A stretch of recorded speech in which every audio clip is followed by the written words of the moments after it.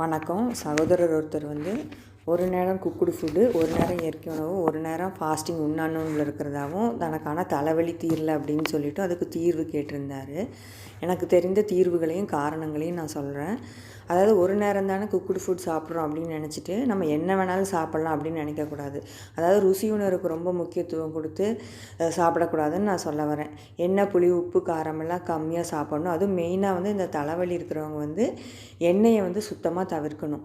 ஏன்னா நம்மளுடைய மூளையில் மிகவும் முடியை விட நுண்ணிய நரம்புகள்லாம் நிறைய நம்ம மூளைக்குள்ளே இருக்குது.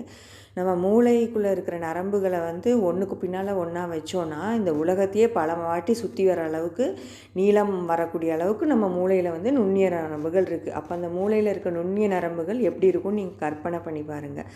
அந்த நுண்ணிய நரம்புகளுக்குள்ளே நமக்கு ஆற்றல் போயிட்டு வரணும். அப்போ தான் நம்ம நிகழ்காலத்தில் புத்திசாலித்தனமாக இருக்க முடியும். ஆனால் நம்ம நிறையா எண்ணெய் சாப்பிட்டோன்னா என்ன ஆகும்னா, அந்த நுண்ணிய நரம்புகளுக்குள்ளெல்லாம் அழுக்குகள் அதீத வெப்பம் போய் ஸ்டோர் ஆயிரும். அப்போ தான் நமக்கு இந்த மாதிரி தலைவலியெல்லாம் வர்றது.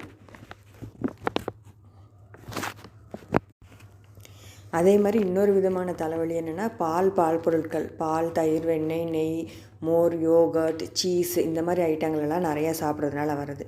இந்த மாதிரி வர தலைவலி பார்த்திங்கன்னா எப்படின்னா, கண்ணுக்கிட்ட, காதுக்கிட்ட, நெத்தி படத்தில், மூக்குக்கிட்ட இங்கெல்லாம் நமக்கு நீர் கோர்த்துட்டு விண்ணுன்னு வலிக்கும். இதுதான் இந்த சைனசிட்டிஸ்ன்னு சொல்லுவாங்க. இது நமக்கு கொஞ்சம் ஆவி பிடிக்கிறதுனால, ஸ்டீமிங் பண்ணுறதுனால சரியாகும். இவர் ஏற்கனவே குக்குடு ஃபுட்டில் இருக்கிறதுனால இன்னும் கொஞ்சம் சளியெல்லாம் வெளியேறுதுன்னு சொல்லியிருக்காரு. இதுக்கு 2 காரணங்கள் இருக்கலாம். அதாவது இவர் ஏற்கனவே சாப்பிட்ட பால் பொருட்கள் காரணமாகவும் இருக்கலாம். இல்லாட்டி இப்போ ஒரு நேரம் சாப்பிட்டுருக்க குக்குடு ஃபுட்டில் அவர் பால் பொருட்கள் சேர்த்துட்டு இருந்தாலும் சளி வெளியேற தான் செய்யும், தலை வலிக்க தான் செய்யும். இயற்கை உணவு சாப்பிடும்போது முதல் கழிவுகள் வெளியேறும்போது சோர்வு இருக்கிறது இயல்பானது தான். ஆனால் வெறும் பழங்கள் மட்டும் சாப்பிடக்கூடாது. நல்ல பசியுன்னு இருக்கும்போது நட்ஸ், கொட்டை பருப்புகளும் சாப்பிடணும். அதாவது பாதாம், முந்திரி, வால்நட், அப்புறம் தெய்வீக உணவாகிய கொட்டை பருப்பாகிய தேங்காய் இந்த மாதிரியெல்லாம் சாப்பிடணும். இன்னொன்று என்னென்னா, ஜீரண சக்தி கம்மியாக இருக்கிறவங்களுக்கு அந்த உணவை ஜீரணம் செய்ய முடியாமல் கூட தலைவலி வரும். அந்த மாதிரி இருக்கிறவங்க இஞ்சி ஜூஸ் குடிக்கலாம். இந்த இஞ்சி ஜூஸ் குடிக்கிறதுக்குரிய இஞ்சி ஜூஸ் எப்படி குடிக்கணும், எப்படி எடுக்கணுங்கிற இது நான் ஒரு வீடியோ ஏற்கனவே போட்டிருக்கேன். அதோட லிங்க் நான் கமெண்ட் செக்ஷனில் பின் பண்ணுறேன், அதை பார்த்துக்குங்க. இன்னொன்று தலைவலிச்சதுன்னா நம்ம நல்லா ஃப்ரெஷ் ஏர், நல்லா புத்துணர்வு இருக்கும் காற்று இருக்கிற இடத்துக்கு நம்ம வரணும். அப்போ நமக்கு அந்த சோர்வு, தலைவலியெல்லாம் உடனடியாக போகிறத நம்மளால் உணர முடியும். இதுக்கு என்ன செய்யலான்னா, நம்ம கட்டிடத்தில் குடியிருந்தோன்னா நம்ம வீட்டு மாடிக்கு, இல்லாட்டி பார்க்கு, தோட்டம், அடர்ந்த மரங்கள் இருக்க இடம், மலையடிவாரங்கள், இந்த மாதிரி கூல் டென்ஸ் ஏர்னு சொல்லுவாங்க, குளிர்ந்த அடர்த்தியான காற்று, இந்த மாதிரி காற்று இருக்க இடத்துக்கு போனோனாலே நமக்கு அந்த தலைவலி குறைஞ்சி புத்துணர்வு பெறதை உணரலாம். ஏன்னா தூய காற்று ஒரு சிறந்த நுண்ணுணவு. தூய காற்று இருக்க இடத்துல நமக்கு பசி உணர்வு குறையும், நமக்கு தூய எண்ணங்கள் வரும், இயற்கை உணவு உண்ண நமக்கு ஆர்வம் வரும். அதனால் திறந்த வெளி, தூய காற்று இருக்க இடத்துக்கு போனாலே நமக்கு தலை நல்லா புத்துணர்வோடு இருக்கும்.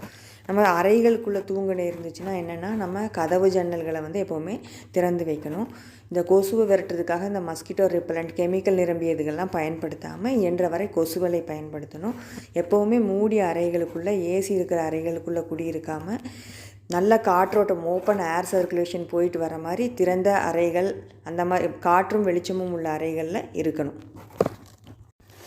வீகன் உணவு ஒரு நேரம் சாப்பிட்டாலும் அதில் கஞ்சி, ஆவியில் வேக வைத்த உணவுகள், இந்த மாதிரி எண்ணெய் இல்லாத உணவுகளை சாப்பிட்டா தான் தலைவலி இல்லாமல் இருக்க முடியும். காலை 8 மணிக்கு முன்னர், மாலை 4 மணிக்கு பின்னர் சூரிய ஒளி குளியல் எடுத்தால் மனநிலையில் நல்லா மாற்றம் ஏற்படும். மனநிலை நேர்மறை மனநிலை, பாசிட்டிவ் தாட்ஸ் வரும். அப்போ பாசிட்டிவ் தாட்ஸ் வரும்போது ஆட்டோமேட்டிக்காகவே நம்மளுடைய குடல் சுத்தமாகும். குடல் சுத்தமாச்சுனாலே தலைவலி குறைஞ்சிரும். மலச்சிக்கல் காரணமாக தலைவலி வர்றவங்க என்னென்னா, பழச்சாறுகளை தவிர்த்துட்டு பழங்களையும் கொட்டை பருப்புகளையும் நல்லா மென்று, பழங்களாகவும் கொட்டை பருப்புகளாகவும் முழுசாக இயற்கை எப்படி கொடுத்துருக்கோ அதே மாதிரி சாப்பிடணும்.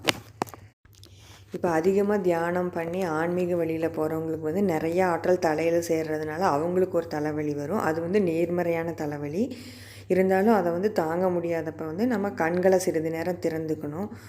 உடலின் மற்ற பாகங்களில் நம்மளோட கான்சன்ட்ரேஷனை நம்மளுடைய கவனத்தை வந்து தலைவலி ரொம்ப அதிகமாக இருக்கும்போது உடலின் மற்ற பாகங்களுக்கு நம்மளுடைய கவனத்தை கொண்டு போகணும்.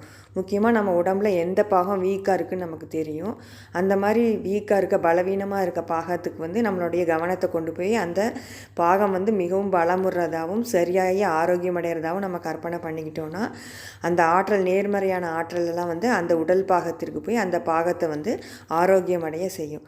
இன்னொன்று, நமக்கு இந்த மாதிரி தலைவலி வரும்போது நம்ம நல்லா திறந்த வெளி காற்று இருக்க இடத்துக்கு போனாலும் நமக்கு புத்துணர்வு கிடைக்கும். இஞ்சி ஜூஸ் எப்படி எடுக்கிறதுங்கிறதுக்கும் குடலை சுத்தமாக வைப்பதற்கும் காணொலியோட லிங்க் வந்து நான் கமெண்ட் செக்ஷனில் பின் பண்ணுறேன். பார்த்து பயன்படுத்திக்கோங்க. நன்றி, வணக்கம்.